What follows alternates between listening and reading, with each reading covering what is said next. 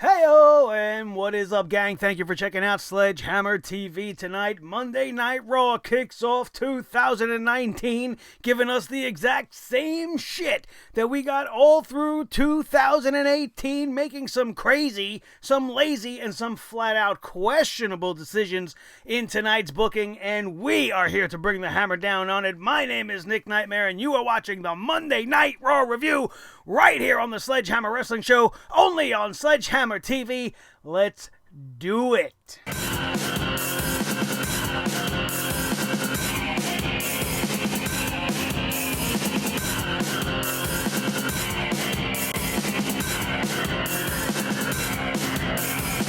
Sledgehammer Wrestling Show.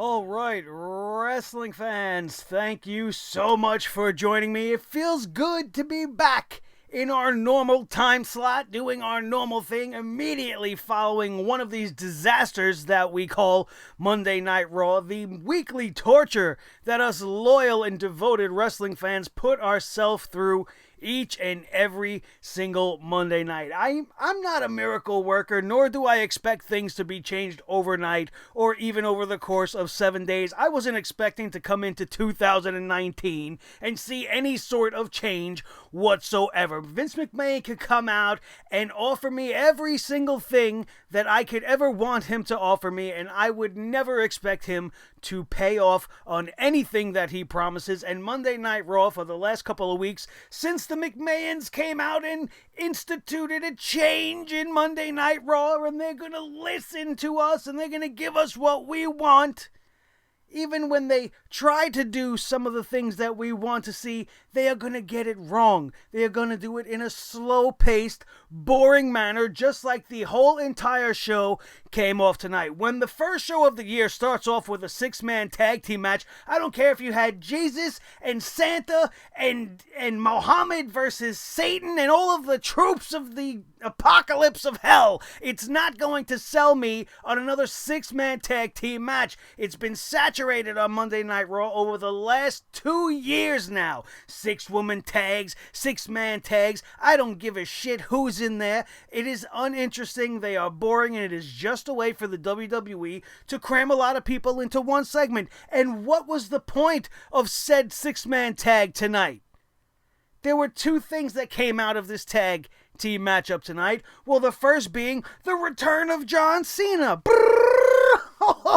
Go away! Stupid haircut with your stupid goofy smile face, coming out doing the same John Cena shtick that you've been doing your whole entire career now. I could care less. And what did they do? What did they do? They had nothing for John Cena to come back to do. They knew that John Cena was going to not be one of the most over guys in the building, no matter where they are. Nobody really wants to see him anymore. And I'll give them credit where they opened up this show. Once John Cena came out, I was immediately disinterested. But then he was confronted by Drew McIntyre. And I was like, okay, well, this might be interesting. I'm not going to expect Drew McIntyre to defeat John Cena, but you promised us new matches. And this definitely is a new match that would be big on anybody's radar. John Cena versus Drew McIntyre, we're inching towards that. And you got my interest, and I'm thinking, well, maybe they are going to maybe start to change things up. And lo and behold, within the first 4 minutes of the show, they've already thrown all those hopes and dreams of mine of change to hell. And once again, start a six-person tag team match. Why do this? To protect John Cena. Just like they did bringing him back to SmackDown Live to do absolutely nothing. And then they paired him with the hottest thing on SmackDown Live, which was Becky Lynch. And now they did the same thing on Monday Night Raw. They put him in the ring with 4 out of the 5 biggest names on Monday Night Raw right now. Finn Balor, Seth Rollins, Drew McIntyre. Now, we're not going to count Boring Trashley. We know he's not one of the best. But he's surrounded by all these people that a Monday Night Raw audience wants to see. You're not going to boo Seth Rollins. You're not going to boo Finn Balor. And they have them standing side by side with John Cena. They're his shield. against the true feelings of the fans. And then we have Seth Rollins pinning Dean Ambrose here to get the win for his team, which kind of puts down the push for McIntyre. You have McIntyre come out on fire. You're trying to push him, but at the same time you have him constantly losing, even if he's not directly responsible in the decision. And this was what, for a 50-50 booking in one night? 50-50 booking is barely passable when done over a long period of time, because at the end of a 50-50 booked program, when you win one week and then you lose the next week and then you win one week and lose the next week, nobody truly gains any momentum. And now you did a 50-50 booking spot in the same night. Because at the end of this night, Dean Ambrose would pin Seth Rollins. We began with a match where Seth pinned Dean, and in the end was the exact opposite. 50-50 booking in a 3-hour period. That's not what people want to see. That whole Falls Count Anywhere match should have been the only thing that Seth Rollins and Dean Ambrose were a part of tonight, and I would say that this match would have probably been good. It was a good Falls Count Anywhere match to end the show. As far as Falls Count Anywhere matches go, I feel like there's been so many of them now that they're hard to live up to any expectations. And they're so overproduced now that they come off like a very bad B-movie action segment. Until the action finally gets back into the ring, and then you're like, oh right, we're watching wrestling. We're not watching remakes of the A-Team. Monday Night Raw is still abysmal in its decision-making. And nothing made sense. And what truly came out good for Seth Rollins tonight? He's the star. He's the shining beacon of hope on Monday Night Raw, and you are going to use him to put over Bobby Lashley tonight? The all-milk dud is the last man standing after a very good Falls Count Anywhere match between Dean Ambrose and Seth Rollins. What? Boring Trashley don't like Falls Count Anywhere matches, or he just doesn't like Seth Rollins that much? And how stupid does that make him look? Why wouldn't he have allowed Seth Rollins to win the Intercontinental Championship so that he could effectively take it from him, since he's so intent on getting some vengeance or getting something from Seth Rollins? It would have at least given some meaning to their upcoming feud. Now, who gives a shit? I certainly don't. I didn't give a shit from the minute Boring Trashley was put into this show. Oh, but he's going to be a good test for Seth Rollins on his way to fighting Brock Lesnar at WrestleMania. On what planet is Bobby Lashley and Brock Lesnar even worthy of being in the same breath as far as categorizing them as the same type of an athlete? Nowhere close. What, just because the all-milk dud's got his big milk duddy muscles, and so does Brock Lesnar have his big giant muscles, and they both wrestled in the MMA and all that shit? There's no comparison. None. This is just Vince McMahon doing what Vince McMahon does, just like he did with us with Charlotte Flair and Roman Reigns and all of the other superstars that he wants to throw down our throats, even though we are regurgitating them back at him with full exorcist-like vomit force. Get out of here! But this is what Monday Night Raw is all about. It's the McMahon show. It's whatever he wants it to be. We know this. And 2019 is off to a fantastic start. Sarcasm, in case you didn't get that. You might have enjoyed tonight's show. There was some decent action. I'm not going to lie, the 6-man tag was probably one of the better ones we've seen for a while, but that's because of how much talent was actually in that ring. But I really didn't care. I didn't care. It didn't mean anything.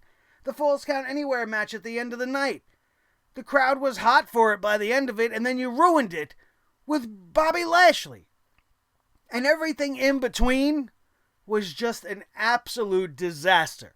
Even the one moment that you're probably thinking, oh, Nick was probably happy about Sasha Banks being inserted into a program with Ronda Rousey. Absolutely. Absolutely, I'm happy that Sasha is finally going to be viewed on that level where she should have been in the first place and taken on a Ronda Rousey for the Women's Championship at the Royal Rumble. That's a no-brainer.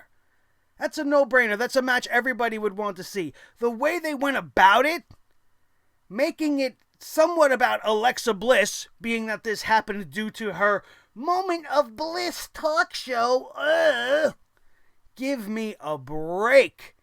We can cancel that segment right now. If it never came back again, I wouldn't miss it. Not one bit. It was an absolute waste of everybody's time. All for Ronda Rousey to come out there and suddenly, without warning, start stroking Sasha's Banks. Why? What the fuck does Ronda Rousey give two shits about whether or not Sasha Banks is an unsung hero of Monday Night Raw? Blah, blah, blah. Unsung hero? What? You want me to believe that Ronda Rousey is familiar with Sasha Banks' body of work? Ronda Rousey's been watching what Sasha Banks did back in NXT? Because since she's been on Monday Night Raw, she's done nothing. Nothing after that first year where they played hot potato with the title between her and Charlotte Flair. Since then, where is she an unsung hero? She's been trapped in 6-woman match after 6-woman match and feuding one week and then friends the next week with Bayley, going to therapy with Dr. Shelby and then dropped it the whole complete week. What unsung hero? This is the WWE trying to play mind games with you. Oh, we're going to let Ronda use the words that we see all of the fans saying on social media. That's what we're going to do. Ronda, say that Sasha Banks has been overlooked and that she's been an unsung hero. Please. Unsung hero? How overdramatic and overscripted can you be? Let alone it makes no sense. What the fuck is Ronda Rousey give two shits about the career of Sasha Banks? They've had little to no interaction outside of a probable 6-person tag somewhere along the last year. And there has been nothing.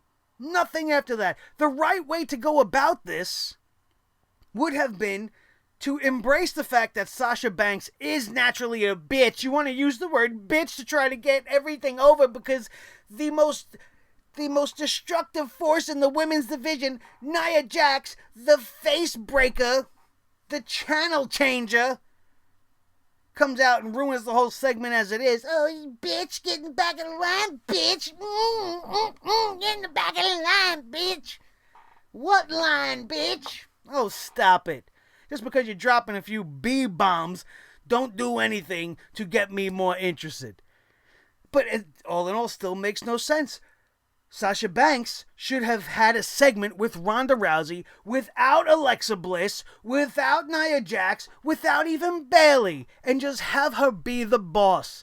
Have her be evil and be like, listen, you came on to my show and you stole my thunder. That's my championship. And then on top of all that, you want to keep talking shit about my two best friends, Charlotte Flair and Becky Lynch. Play off of that. Everything that has happened in the history between those three ladies, they have legitimate friendships with Sasha Banks and Bayley. There is your reason for conflict. There would have been reason for them to get involved and just have Sasha get in Ronda's face. Or you could have even done it vice versa. Be like, listen, you better not get in my way. I don't care who your friends are. I'm the women's champion. I'm a former UFC legend, and I don't care whose boss you think you are. You ain't going to take anything from me. And then you could go on and on with that. You could then bring in Bayley and you start that whole 4-horsewoman thing. Start it now so that by the time Jessamine Duke and Marina Shafir are ready to come up and do this whole thing, all the pieces are in their proper places. But instead, you want to have a love fest. You want to have a respect segment. Oh,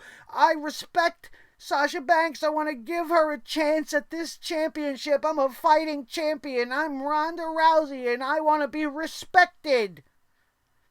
Wrong. And then you took it a whole nother level with Nia Jax coming out, and then we had an awful match. That match was not good. There was many times I was on the edge of my seat during that match, but not because of how intense it was, but because I was in genuine fear for the life of Sasha Banks. You're putting her in there with one of the unsafest workers in the history of wrestling, as far as the women's division go. And there has been a track record to prove it. Becky Lynch being the most obvious of examples of how this girl just doesn't belong in the ring. Sure, Sasha Banks has had her share of injuries that she has dealt out along the way, but injuries are injuries, right? They are not intentional punches to the face that are being thrown lazily and with no care that break orbital bones. Two different things. Two completely different things. Carelessness and accidents are not the same. Nia Jax is careless. Accidents do happen.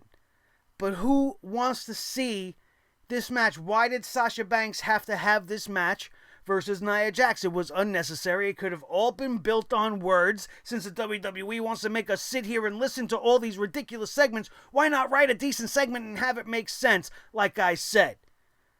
And have it have long-term effects and lead towards something down the line. Instead, where did this lead us? To get to see Tamina again? To get to see the Boston Connection try to hug it out after Sasha Banks nearly squeaked out a victory over this 300.5-ounce Samoan. Did you hear that? Did anybody else catch that? Nia Jax claimed she is 300.5 ounces.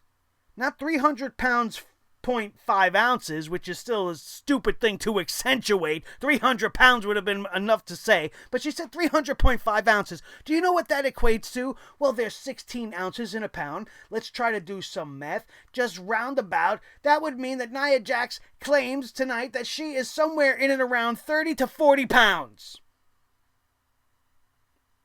Idiot. Now, I sit here on this microphone, I flub my words. I know it's not easy, but come on. 300.5 ounce? Sounds like the biggest beer I've ever drank. Yo, give me a 300.5 ounce of that old English, yo. I'll take some of that. Idiocy reigns supreme on this show. Absolute fucking nonsense all night long. The one thing that everybody wanted to see, and you even fucked that up. And that is just the tip of the iceberg that is called Monday Night Raw. An iceberg that would sink any ship, Titanic size or not, because it's just so awful. It's so jagged and it's so rough to get through that there's no way you can survive. I barely made it out alive myself tonight. And I envy those of you that watched the championship football game tonight instead of this, because I'm sure you had a much better time than I did. And I know some of you guys out there definitely were watching that instead of this shit, and I certainly do not blame you. When the best part of the night is the callback and the tribute to Gene, the one and only Gene Okerlund. Mean Gene. And Hulk Hogan did a fantastic job tonight. I don't care where you stand on your, feelings for Hulk Hogan personally, one way or the other. There was no other person to put in the ring tonight to pay this tribute to Mean Gene. He did a great job tonight. He didn't make it about himself. He talked about Gene. It was not too long. It was not too short. We saw a great tribute package of Gene Okerlund that was very hard for me to get through without tearing up. I teared up on multiple occasions and found it hard to even just to get through this. It was a very tough loss for many of you guys in my age group. You know what it feels like to lose a guy like Mean Gene, the definitive voice of backstage interviewing in all of professional wrestling. They did a great job. They did the 10-bell salute. I was a little concerned when it didn't start the show, but I was glad that it actually did happen. Hogan was fine. There was nothing wrong with it. He got a great reaction from the crowd, rightfully so. There's no forgiving some mistakes that people make in their life, but the fact is that everybody makes mistakes, right? And you always want to believe and hope that one day you can be taken back in the graces of whoever it is that you might have wronged by saying such bad things, because you always want a second chance in life, and hopefully you guys are in a place where you don't care that much. I'm not saying that we have to ignore it and sweep it under the rug, but the fact is, for 30 plus years, this guy was the man in this business, and he has his place, and he's not a focal point of the show. He's not getting championship matches. He came back to do a tribute to his friend, a very fitting tribute, and I hope that you could respect that and put your personal feelings aside and enjoy this moment for what it was, and you can go back to hating Hulk Hogan now if that's truly what you need to do in your life. And if that is what you do, I hope you can seek the love and help that you need to realize that forgiveness is a powerful thing, and it'll get you through a lot in life. And this would be a great place to start, especially if you don't know the man personally. Just forgive the guy. You don't have to forget, but forgive, and let's move on. And let's not shit on him for being on Monday Night Raw in this scenario. It was absolutely perfect. And this was the best moment of the night for me. And it's another token to what I tell you guys every week. Every so often we get somebody from the past, whether it be from the Attitude Era or from the Golden Age of Wrestling. Hulk Hogan comes out tonight, takes the microphone, and captivates you guys for a good 5-6 minutes, and the rest of the roster puts you to sleep as soon as they take the mic in their hand, especially people like Alexa Bliss and Leo Rush and pretty much anybody else. But Hogan could come back and he's got you sitting there listening and hanging on every word he says. Whether that had to do with your love for Gene, that's neither here nor there. Fact is, the guy knows what he's doing, and he knows how to do it. And if these kids could have a fraction of what Hulk Hogan had of charisma in his career, then we would all be in much better shape. But that clearly is not the case. Let's run down this card from top to finish. We talked about the 6-man tag where Seth Rollins, Finn Balor, and John Cena defeated the Intercontinental Champion Dean Ambrose, Drew McIntyre, and Bobby Lashley with, my man, Leo Rush, this is unacceptable. We didn't have a segment to see Bobby's ass, and I demand we have a reshoot of Monday Night Raw so we can see that milk dud ass.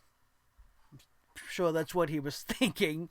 After everything was all said and done tonight, we had the weirdest thing about this 6-person tag match, and I just have to address this because this goes to the overproduction points that I keep saying, that they're just trying to be such a drama and not so much a wrestling show, that the 6-man tag ends. Right? We got Balor and Rollins victorious in the ring, right? And the screen goes on, and it shows Triple H talking to Sasha Banks and Bayley. First of all, I don't know why he'd be talking to them two. Maybe he needed a hug. I don't know what the hell was going on. But why are we showing Seth Rollins what Triple H is doing? Why is this being fed live to the Titantron to show Seth Rollins, hey, you were just wrestling a match and this guy was talking to these chicks? Why? So that Seth Rollins can get mad? Triple H, I'm going to twirl my mustache and I'm going to come burn you down. Why, for him to get mad and go in the back knocking Triple H coffee out of his little hand or whatever the hell he was drinking? I want to be the Intercontinental Champion. What was that about?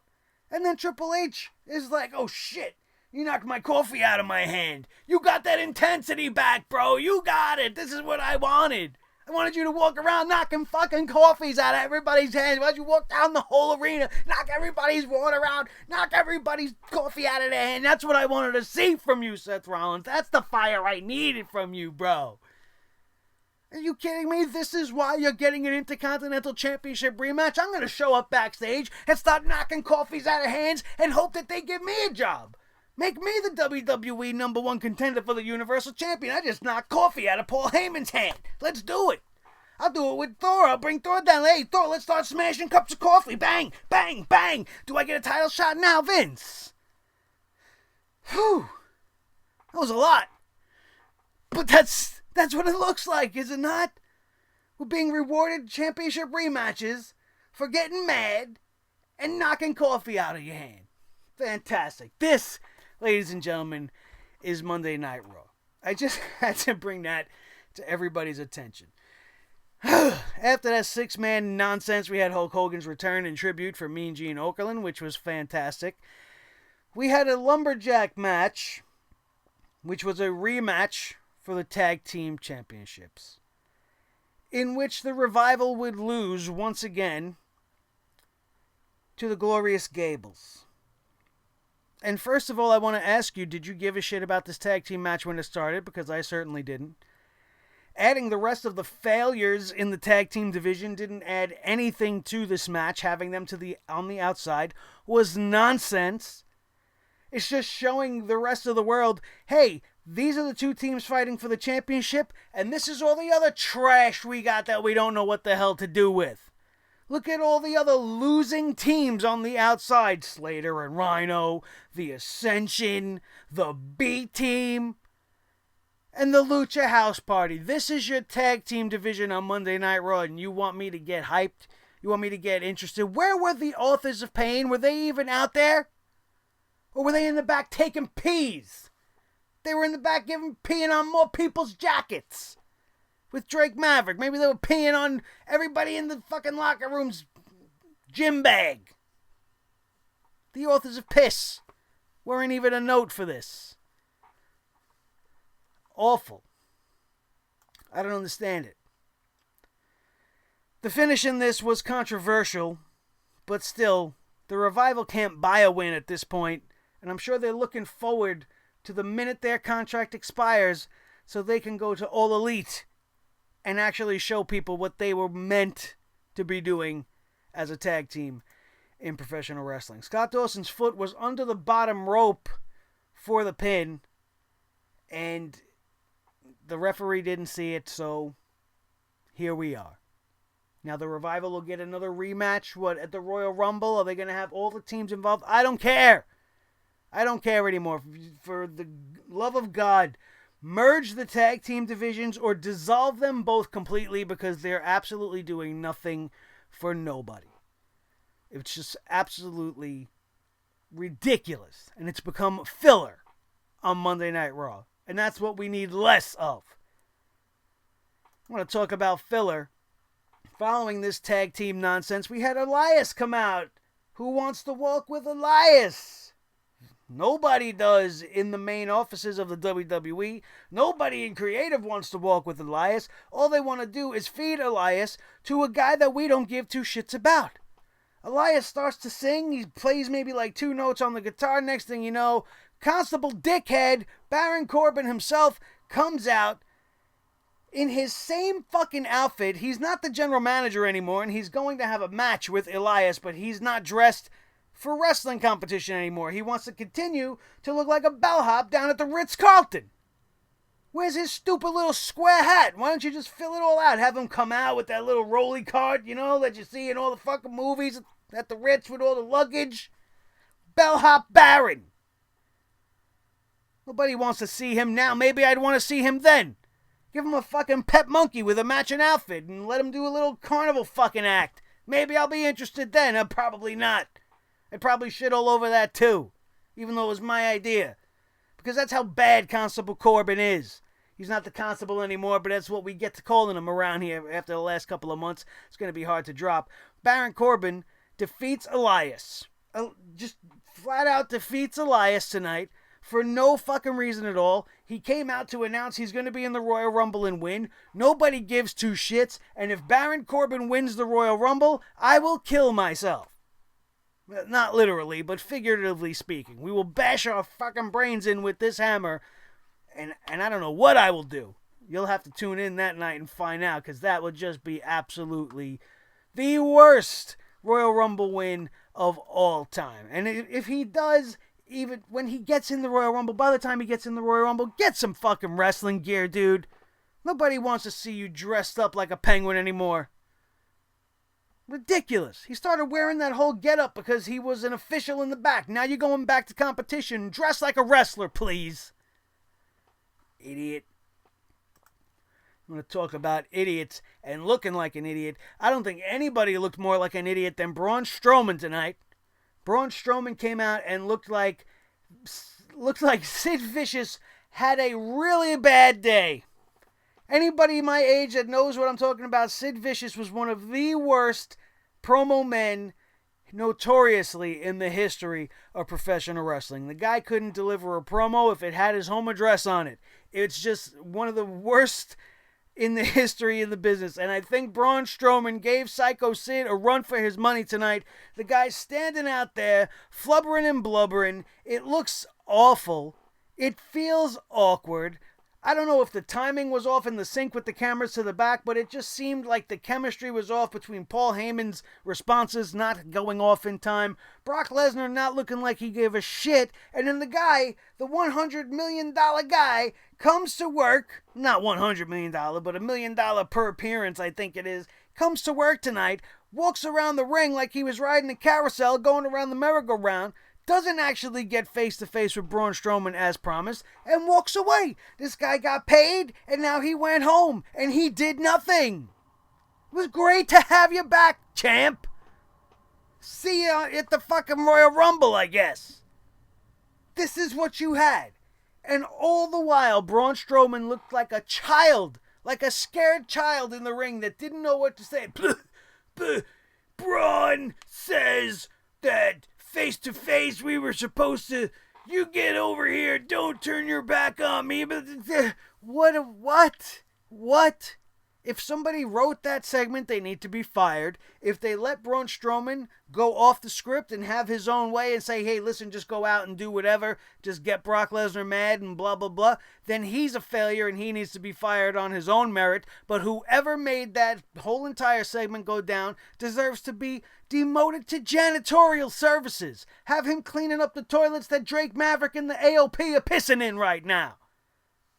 That's what the person that came up with this idea deserves. I don't care if it was Paul Heyman. If this was Paul Heyman's idea, then he needs to go with Vince McMahon to the mind rehab home for people who have lost their touch. If there even was such a place, I wish I would get these guys there right now, because they deserve it. That face-to-face was useless. Are you more excited for that match than you were before it started? Absolutely not. You are not. If you are, then you're lying. Because all it did for me, excuse me, was make me want to see it less. Terrible. More terribleness coming our way in the form of Alicia Fox and Jinder Mahal. Change! You want to stand there shouting, Shanti! Right? We got shitty in the middle of the ring. We should all be standing outside the ring in the arenas as fans chanting, change, change, change. Awful. More of the same. More of the same bullshit. Alicia Fox on my TV? Pass. Pass automatically. I thought the mixed match challenge was over. What good is Alicia Fox doing with Jinder Mahal? Nothing with Jinder Mahal is going to equal good in anybody's mind except for Jinder Mahal.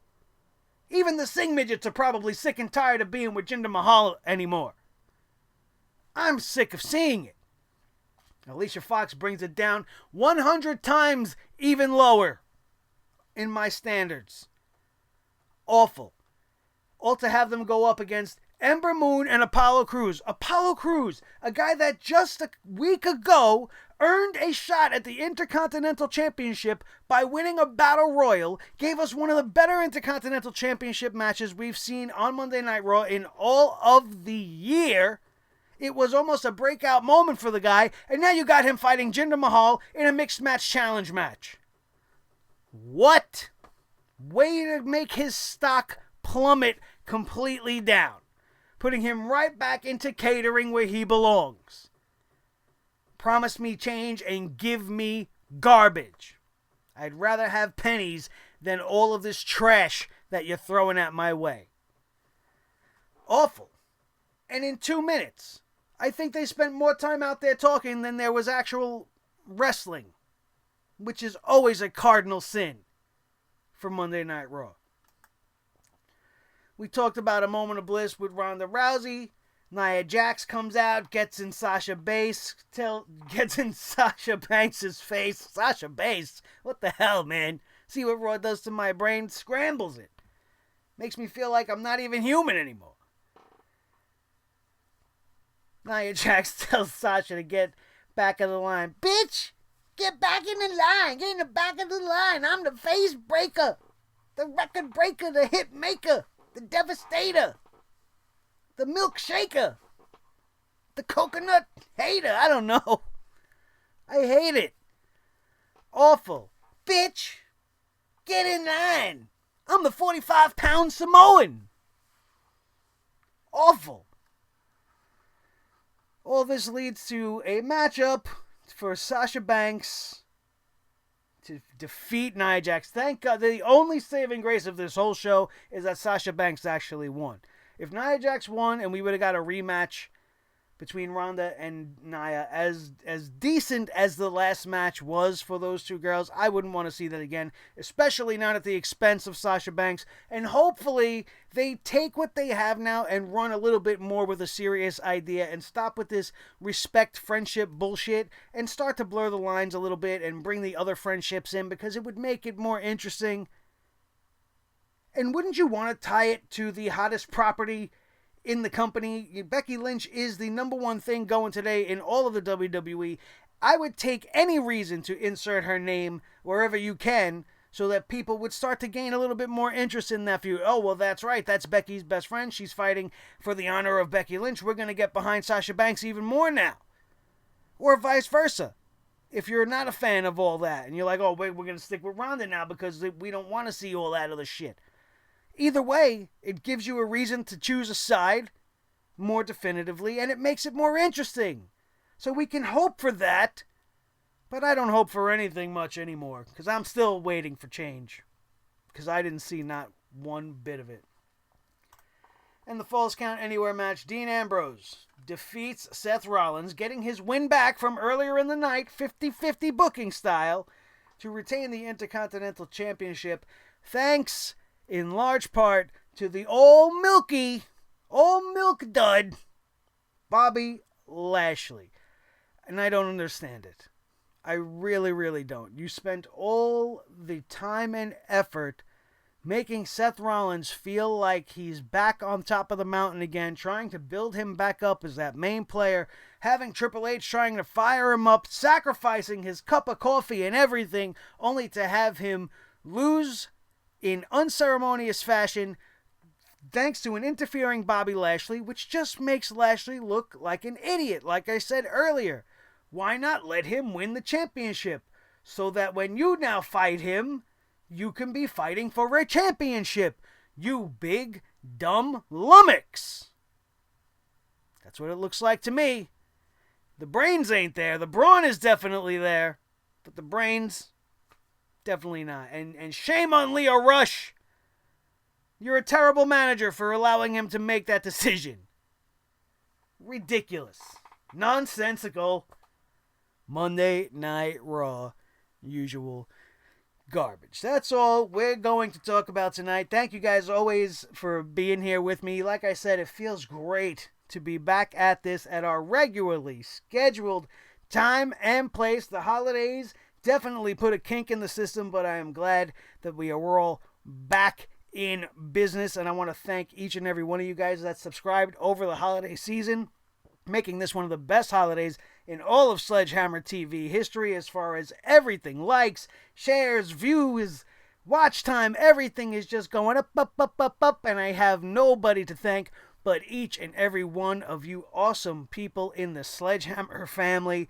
My voice is cracking up, so we are going to try to get out of this as quickly as possible, but I have to say thank you to all of you guys. You made 2018 a very special year in my life, and let's continue to build momentum and make 2019 the year of the hammer, and you guys can help me do that, because if you're not already subscribed to this channel and you had a good time tonight and you enjoyed the show, smash that subscribe button right now and become one of the 1,000 plus that know that when you want your wrestling reviews and your wrestling news bullshit free, that Sledgehammer TV is the place to be, because we bring it down like no one else does, and we promise to give you guys the respect and truth that true wrestling fans deserve. Don't forget to leave your comments down in that comment section down below. I love to hear all of your guys' feedback every single week. It's one of my favorite things to do, is reading up those comments, so make sure that you flood that comment section. Let me know what you think of this show, what you thought of Monday Night Raw,